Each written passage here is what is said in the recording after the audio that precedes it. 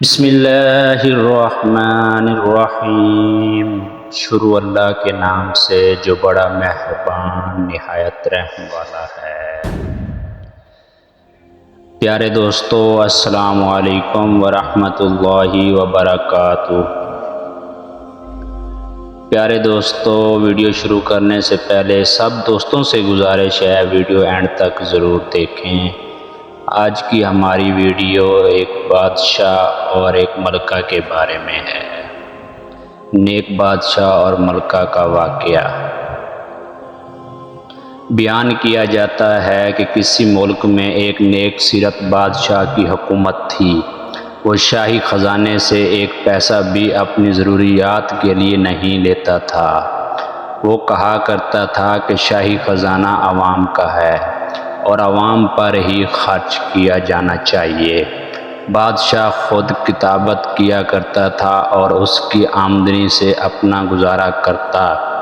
اس کی ملکہ بھی نیک تھی اور گھر کا سارا کام خود کرتی تھی۔ صفائی کرتی تھی، کھانا پکاتی، کپڑے سیتی، غرض گھر کے سارے کام کاج اپنے ہاتھوں سے کیا کرتی۔ ایک روز ہوا کچھ یوں کہ ملکہ کا ہاتھ روٹی پکاتے ہوئے جل گیا۔ جب بادشاہ گھر آیا تو ملکہ نے کہا، مجھے ایک خادمہ رکھنے کی اجازت دیں تاکہ وہ گھر کے کام کاج میں میری مدد کرے۔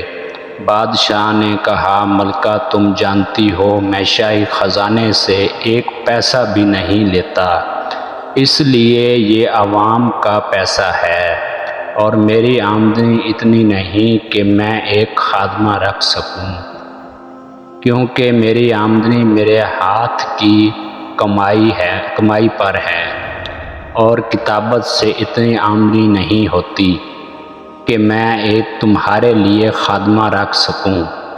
مزید بادشاہ کہنے لگا کہ اگرچہ میں بادشاہ ہوں مگر حقیقت میں ایک عام غریب آدمی ہوں۔ شاہی خزانے پر صرف عوام کا حق ہے جو صرف عوام کی فلاح کے لیے ہی خرچ ہونا چاہیے۔ اگر آج میں نے اس خزانے سے آج کچھ لے لیا تو کل خدا تعالیٰ کو کیا جواب دوں گا؟ ملکہ تم حلال کی کمائی پر صبر و شکر کرو، بروز قیامت خدا تمہیں اس کا بہت اجر دے گا۔ بادشاہ کی ملکہ بھی چنانچہ سمجھدار اور نیک خاتون تھی، اس لیے پھر سلطان سے اس سلسلے میں کچھ نہ کہا اور گھر کے کام کاج خود کرتی رہی۔